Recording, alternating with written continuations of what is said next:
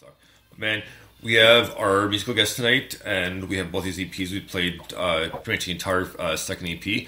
Welcome to the show, GrimRock. What's happening, buddy? Hey, how you guys doing? Doing well here, doing well. Very good, man. Just happy to have you on and talk about your music.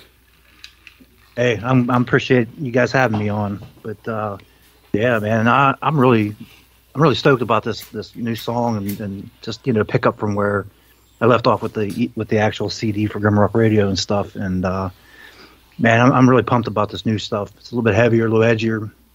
It's a little bit more what I wanted to do originally, and I kind of got sidetracked and started the other direction and working this way now. So that's where I'm at with it right now. Right on, Mike.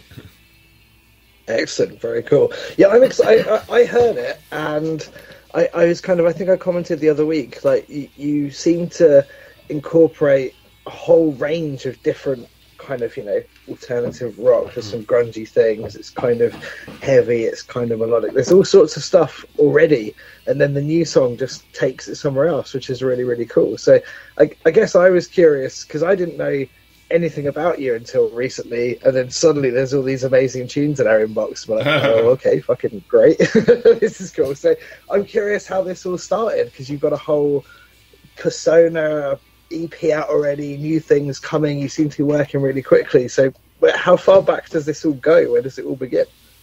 Oh man, it goes back a long way. I'm kind of old in this game already, but I tell you, you don't sound old. You sound about 25. I don't know. Oh man, I love you. Thank you. I wish I was 25 again. But yeah, this goes way back. I mean, I played in bands a long time ago and got my feet wet pretty much, and had a little bit of an opportunity back in 1992-ish, somewhere around there. Had a chance at something, and it just didn't work out real well. And I kind of gave it up for a while, and then I decided to come back around with it. I actually started a project called The Monolith Cage, worked on it for about 15, 18 months. Went really nowhere at all. And I was really disappointed with it, even though the music was really good. And then I just started this GrimRock thing, and it all came when I started promoting it. I'd actually promoted the logo, and I had all these people follow me and getting decals and T-shirts and stuff without any music at all. Nice. I was like really blown away by that. Right on. And then here I am, just one after the other, just kind of pumping them out now. That's really cool. Yeah, I mean, it's an interesting thing about kind of, music is often so much more.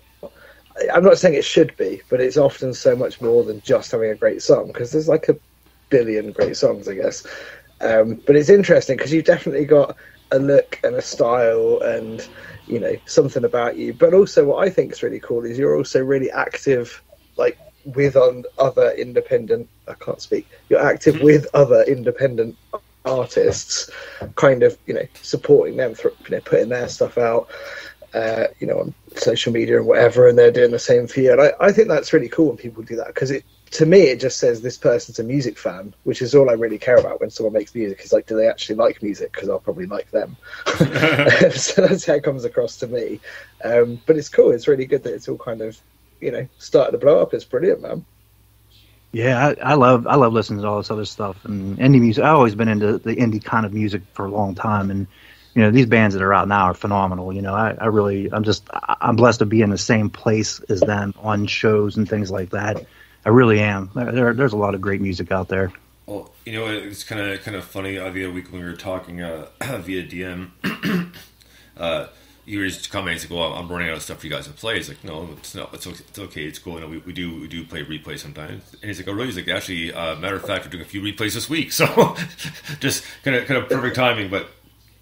But we will do that from time to time, just because music's so good. So a lot of times, if I can't get the organization I want, I'll pull an old tune to make a bridge for a certain part of whichever part it is for. So, but there's nothing wrong with it. We like playing, So we just we don't want to do go overkill. You know what I mean? Right. Yeah, I was worried about that. I was like, man, I'm gonna run out of music before you guys get to. It's like, what am I gonna do? I guess I got to make some more stuff, I suppose. Well, I guess it's my job, right? Well, oh man, sorry, but right there reminded me of The Simpsons. Like, you can't not think of when Mr. Burns gets shot and Dr. Hibbert goes like, "Was I certainly can't solve this, can you?" And he points at two screens, and then they show Williams like, "Well, I guess all right, it's my job. I gotta have to try to figure this out." So, I love it.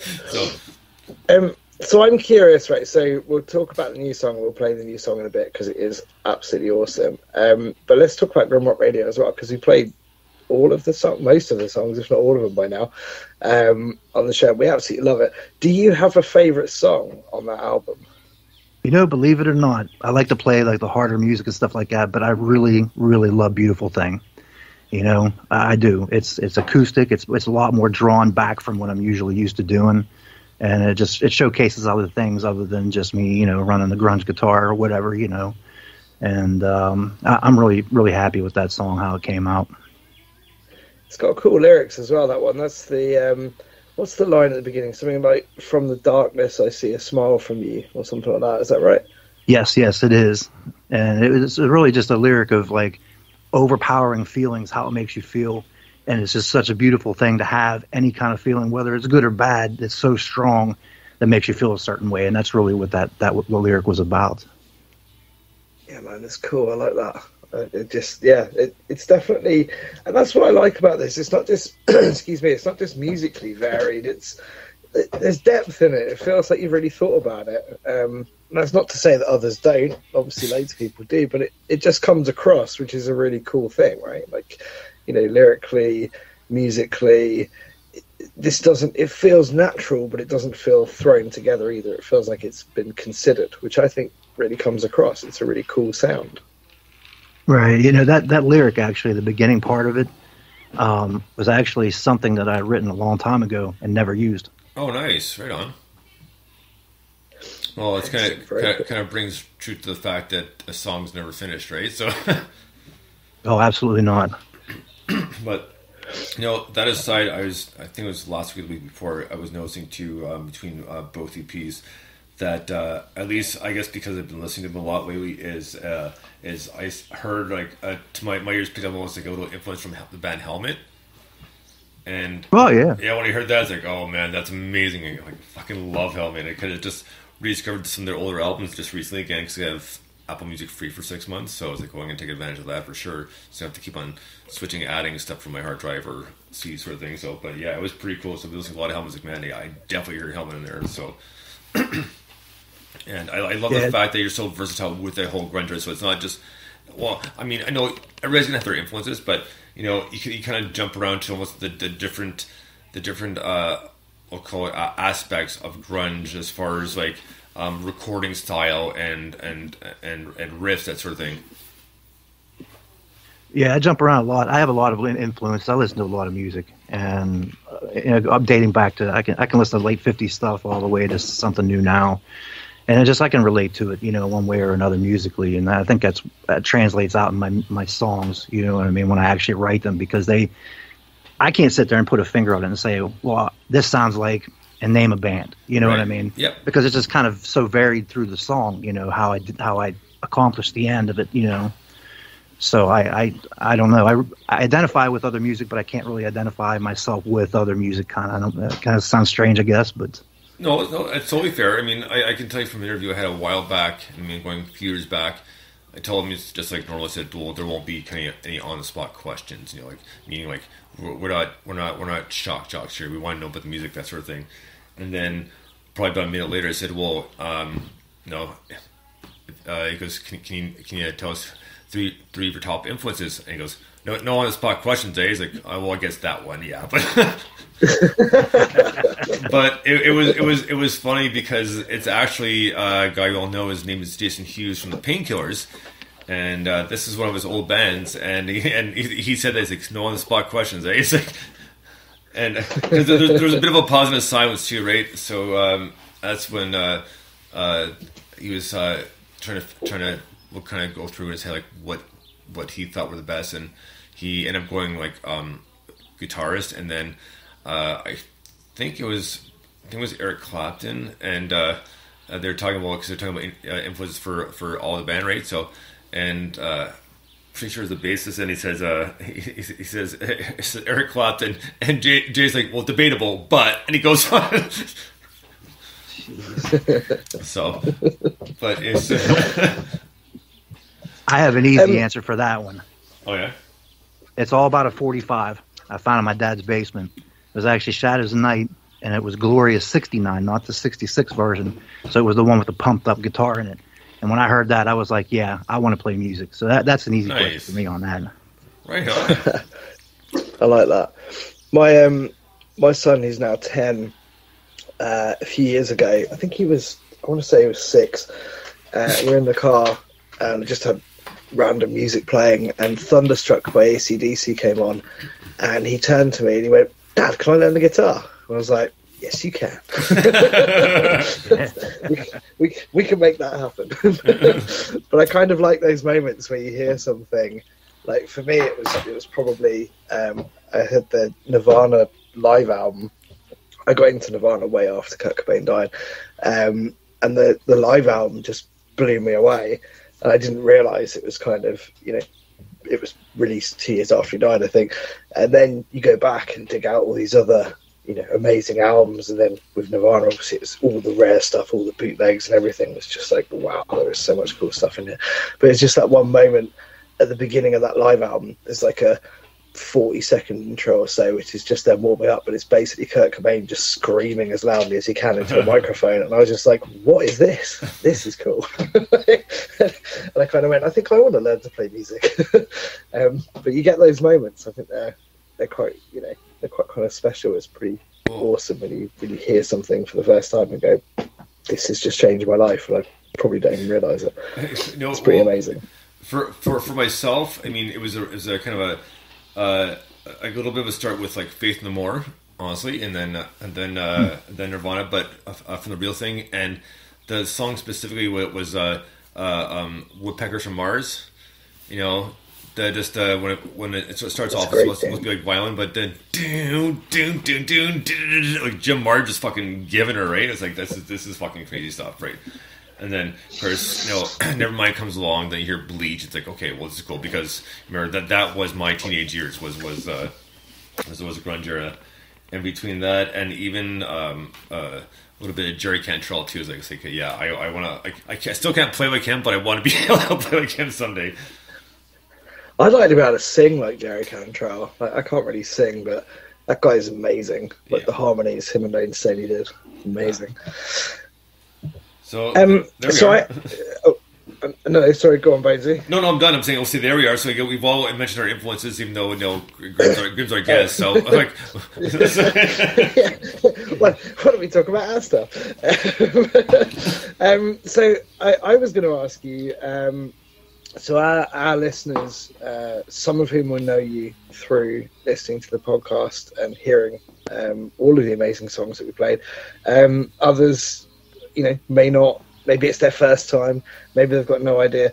So I was thinking it'd be quite fun to do a 3-question kind of get to know you type thing. So are you up for that? That's not the first question, but are you up for 3 random questions to see who GrimRock really is? Absolutely. Let's try it. Oh, I lost you there. I take it that was a yes. He said, absolutely, yes. Let's try it. Yes, absolutely. Yeah, sorry. Wait, I think there's a delay on my headset tonight. That's really weird. Okay, so question number 1 is, what animal would you be reincarnated as? Cat. Mike? Hello, Mike? May have lost him. Oh. Uh-oh. He's gone. Sorry. Oh, let me add him back here. So I have a cat. And yeah. This cat does the coolest stuff, man. I don't know. I think it'd be cool. You were talking about other band members and how they answer stuff. I don't have a band. No, I know. I'm just kind of commenting. So. Hello? Hey. So I got cut off. I don't know what happened there. There was like moments of silence, and then I got cut off. You said a cat. A cat. More question at all. The first one. Anything. I didn't even know if you heard me ask the question, but I was asking, what animal would you be reincarnated as? Well, absolutely a cat. I have a cat. This cat does some cool stuff. I think it'd be cool to be a cat. I think that would be pretty cool. Why a cat then? I don't know. It's just she does some crazy stuff, man. I like that. Just that little insanity that she has. I mean, just running through everything, trying to beat herself off the door to try to get a bird and stuff. It's like, man, that's like insane. Like, man, I'd like to run into the door, but I know that's a bad thing. But you know. I mean, that would be probably quite painful, but I think there would be good reasons to be a cat, definitely. Okay, cool. My second of three random question was, if you could visit one planet, what planet would you visit? Obviously, apart from Earth, what planet would you visit and why? I think Jupiter would be cool. I think that'd be really cool. I mean, it's super colorful. Like all the images you see, it's just this humongous ball of something underneath this clouds and stuff. I think that'd be really cool. Excellent, right on, I reckon. Yeah, okay, that's cool. And then the third question. Oh, where did I write my third? Oh, here it is. Sorry, this is all done on a random scrap of paper. Sorry. So my third question was, what superpower do you wish that you had? You can only have one, but what superpower do you wish that you had? That's a good one. I would think invisibility. I think it'd be cool to scare the lights out of people.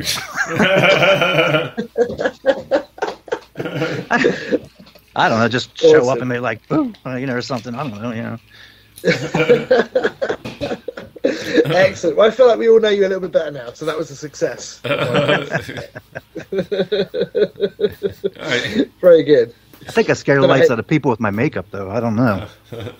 Oh, do you know what? I was going to ask you about that. So that you've got quite a look going on. So do you want to? Obviously, this is a podcast. It doesn't really work. But do you want to describe your look to people who haven't seen it? Is that a thing? I don't know. Tell us about the grim look. So this grim look is just something that I did many years ago for a costume party, and it really bugged a lot of people that I looked the way I did. I had the stark white makeup with the black stitches, for the mouth and the black eyes and the top hat and the coat and everything. And I was like, man, if that shocked that person to death, man, that'd be all right, man. I think I'm gonna keep this. So, for a while I didn't use it, and then just recently I was like, GrimRock, grim. That's kind of grim. I'm good with that. So I brought it back and just kind of modified it a little bit, made it a little bit more scarier.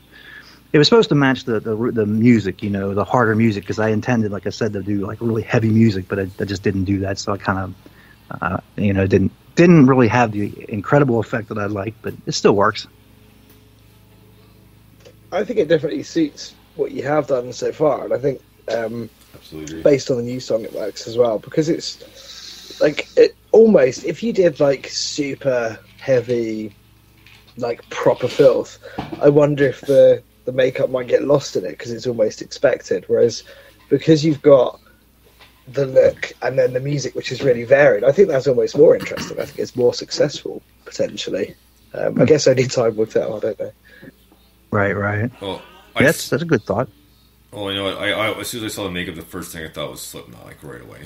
So, to be completely honest, no, and like, I mean, it's really cool. Like, I think it's amazing. I think it goes perfectly with the whole with your whole persona sort of thing. So it's a good pick. But yeah, just like reminds Slipknot like right away. So a mask, right? So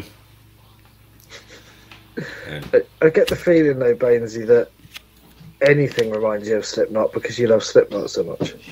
Well, yeah, yes and no.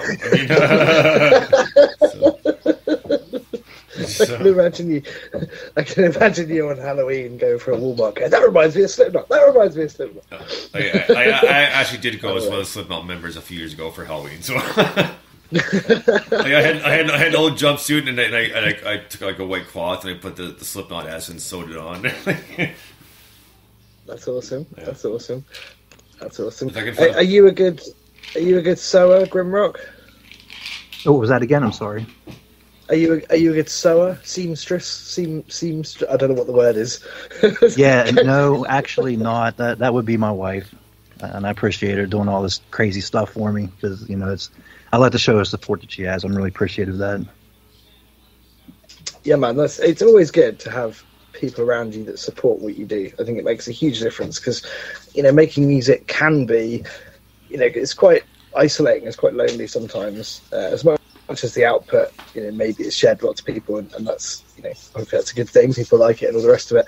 But it's good to have, supportive people, friends, family, also other musicians is always, I find the most supportive sometimes. But that's definitely the backbone of any good musician. There's always people behind them. I think that's really important.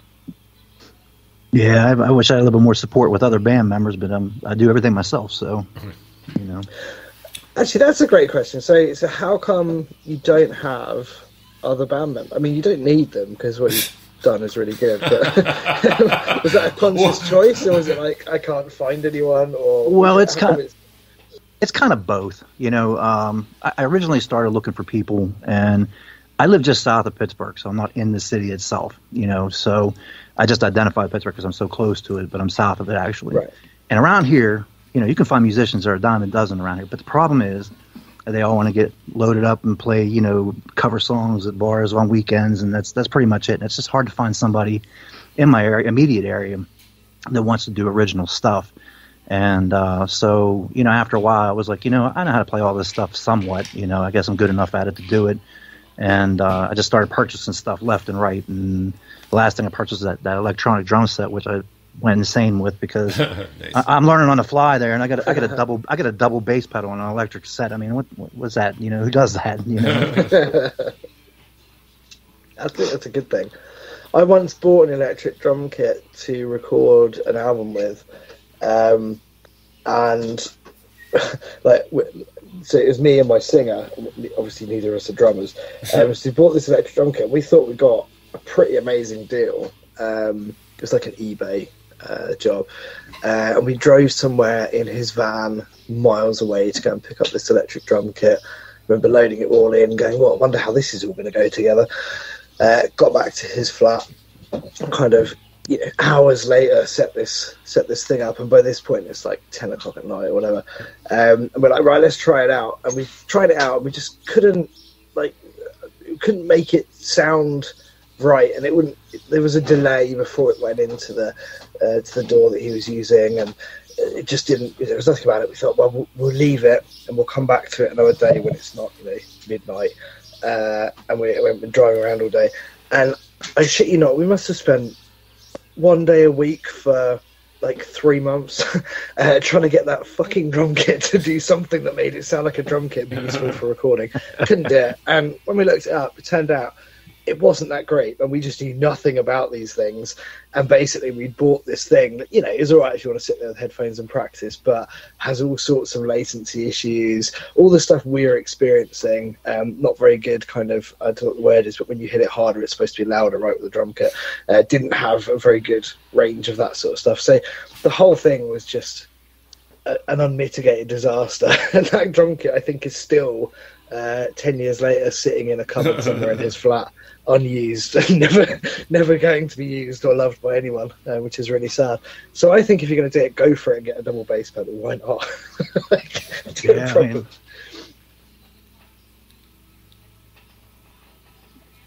Right on. Mike, still there? I'm here. No, Mike. Yeah, I'm here. Okay, Sorry, there's definitely right. a few connection issues. Sorry. There's just a little bit of pause again, so just making sure everybody's accounted for. So I think that I might have a connection issue at this end because it keeps going silent. Sorry, so no problem. I'll shut up. All right. Well, why don't we use this opportunity to play a brand new GrimRock song? This is an NMS exclusive. I thank him not just for the interview, but for finishing the song up just for this show. So here we go with GrimRock and Feeling Uncomfortable. Dig this.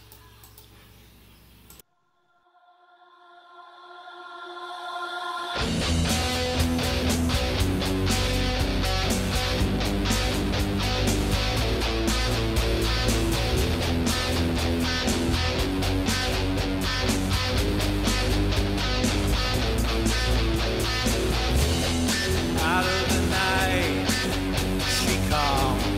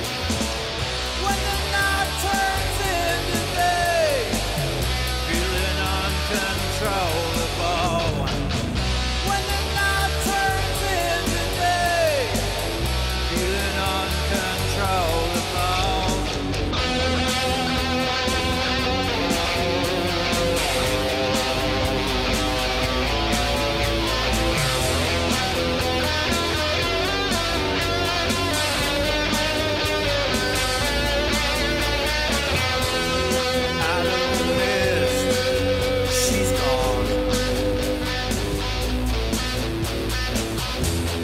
It's been so very long. It's all make-believe to me. I'll never, ever be set free. When the night turns into day, feeling uncontrollable. When the night turns into day, feeling uncontrollable. When the night turns into day, feeling uncontrollable. When the night turns into day, feeling uncontrollable.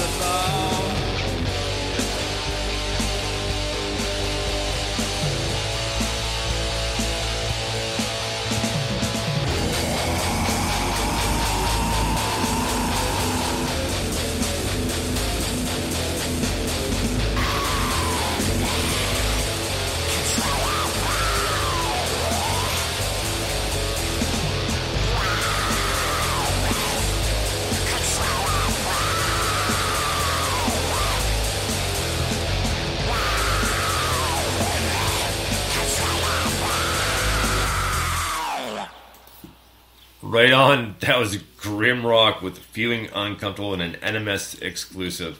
Man, first off, thanks so much for giving us this exclusive. It's amazing, and the fact that you had it finished by Friday, which was awesome. I really appreciate that, just for starters. And Yeah, it was. go ahead, sorry. No, go ahead. I was just gonna say, yeah, I intended on getting it done this past week anyway for you guys. So. But it was really cool. I mean, and we always appreciate that, not just because it's exclusive, but just exclusive on the show as well, which makes it that much better. But yeah, this one definitely was one of your heavier songs for sure.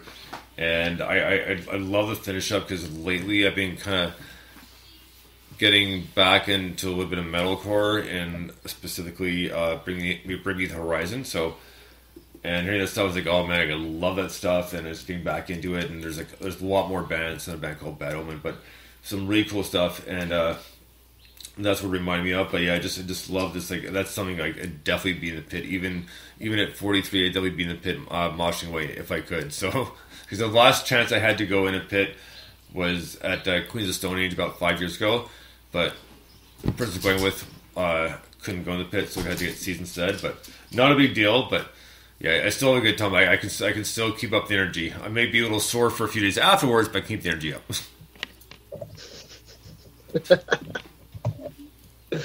Oh man, it's difficult to follow that. But I'm going to say that tune, I absolutely love it, and I really love like you say, it's kind of a different direction. It goes into that heavy space. The guitars are so fuzzy and just like delicious. They're completely edible. It's really, really cool. And you've got that kind of almost like Cradle of Filth type screech at the end, which is really, really cool. So yeah, it's brilliant tune. I'm really looking forward to hearing more. So is this is there going to be another album or EP or whatever on the way, or are you going to go down the route of doing singles, or what's the upcoming plan for this and the future? Well, the upcoming plan is to actually put a CD out with a lot of songs on it, and I have about I got 12 starters. I have probably about 3 candidates out of those 12 that will fit in that mode that I did with this song.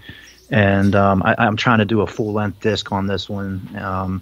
I kind of felt like I got cut short on time, between things with work and stuff. And I kind of cut it a little bit shorter than I really wanted to. I really wanted 12 songs on GrimRock Radio.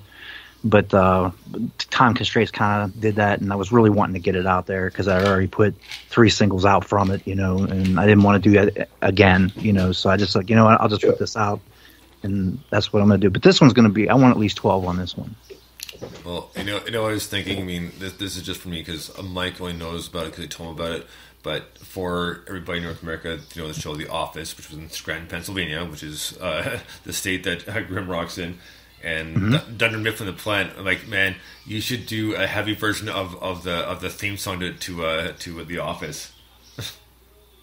Hey, I'm game. I'll try it. That'd be pretty cool, honestly. And it's something I've been watching. One thing I've been watching a lot of lately too. And funny enough, the other day when I was walking the dogs, I stopped talking to my neighbors, and his buddy came over. His buddy had a Dwight shirt. I was like, that's amazing. So, yeah, that just a suggestion. I'm not by no means am I telling you what to do. I just a thought. So, no, that'd be cool. I'll give it a shot. I think Dr. Baines is applying for the position as your manager going forward. Yeah. That's subtly what's happening here. Yeah. Hey, I need all the management I can get. Let me tell you. Don't we all? Yeah. Yeah, I know. You know. That's the thing. It's hard work, right? When you're making the music, which is in itself kind of, you know, you're putting yourself out there, right? And it's an emotional and it's a tiring experience. It's also hard work when you have to, especially when you're recording, because it all has to be right, and then if you're mixing it and all the rest of it. And then you make the thing and then you go, oh, now I've got to promote it. It's like you've got to do all that work again to get it out there. It's a tough haul, and that's part of why I asked, you know, how come, you know, if you're in a band, obviously there's 4 or 5 of you or whatever that in theory can do that, but actually in reality there's always one person that ends up doing all that anyway, so you might as well kind of do it on your own. Just get it out there, I think. So I'm excited about CDs. Are they going to be sold on Bandcamp and places like that? A physical media, man, I'd love to have vinyl. I'd love to be able to put something on vinyl. But I don't have any immediate plans for a physical disc or anything yet. I mean, it's there on Bandcamp for download and whatnot, but I would love to have something a little more physical for myself as well. But I don't have any immediate plans with that yet. I don't know, cost versus, you know, whatever, you know, everything that's going on, you know. I think vinyl in particular is very expensive and takes a long time to arrive, in my experience. So it's like the cash flow conundrum. It's like if I spend, I don't know, $5,000 on this vinyl and it takes 9 months to arrive, and then I'm going to go and sell it, what do I do without that $5,000 for all of that time? It's quite difficult, I think.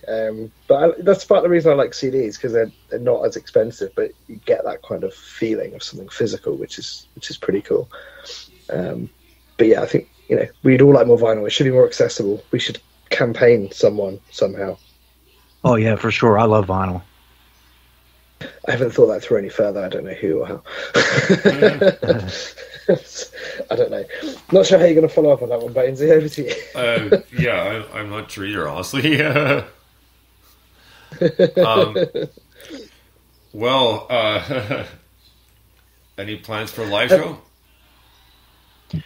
Hopefully. I do got backing tracks set up for everything, so I can just take everything, set it up, and plug my guitar and then sing and play.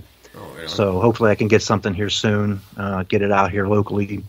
And, you know, I've done a couple things on green screen here in my little home studio, and I'll probably do that again here soon.